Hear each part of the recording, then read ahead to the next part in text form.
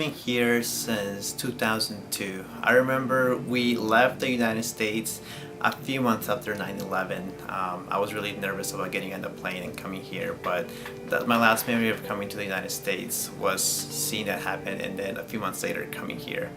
So I can't do math right off the top of my head, but that's how long I've been here since. First one is that we're criminals.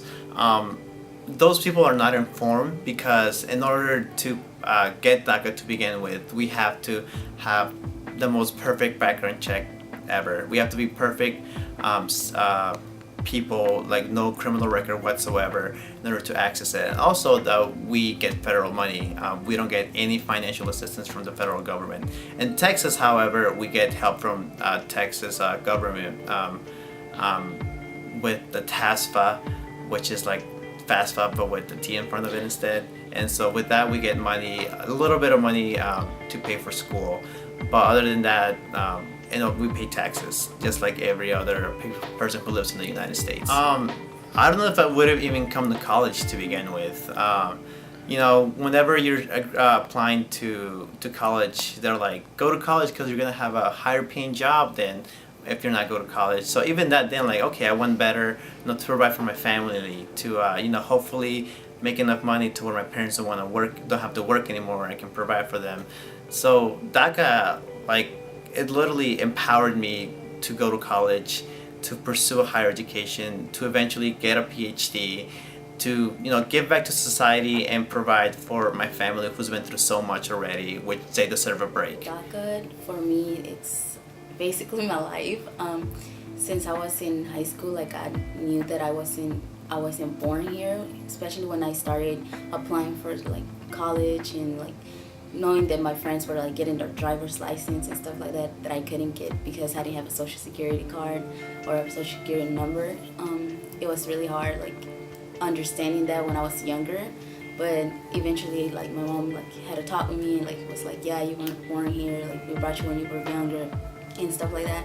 So when President Obama then passed that DACA program, that meant that I could get a social security number and I could apply for school in scholarships and all that, because a lot of them require a social security number or just knowing that you're here with some kind of permit. I'm a junior, so I'm applying for internships and stuff like that. But now I don't know if I should continue with that path, because when you apply for internships, they ask you are you a permanent resident, or do you have a can you work after the internship? And it's well, I don't know. My thing expires in November, and I don't know. It depends what happens between now and then. So it's just hard. It's hard. Hopefully they pass something, or they just leave DACA alone. Hoping that's the best, because applying for citizenship, it might sound like it's an easy text, you're just gonna do an application and you're good, you're on your way. No, it's hard. The lines of people that already apply for that, it's years. There's people waiting 10 years, 15 years just to get some kind of residence card. And a lot of people, I feel that they don't understand that it's not that we chose not to do it the legal way.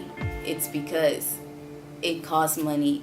It needs time consuming, because you have to wait for them to make a decision, and you never know what decision they're gonna make. And there's so many requirements, not only to be a U.S. citizen or anything like that, for DACA itself, there's a lot of requirements that you had to meet to get that kind of permit. And it's not you're getting away with any type of law, because it's not it's a pathway to citizenship. It's not you're gonna become a citizen at some point. It's not it's just a temporary relief, making sure that you're going to school and being a productive citizen.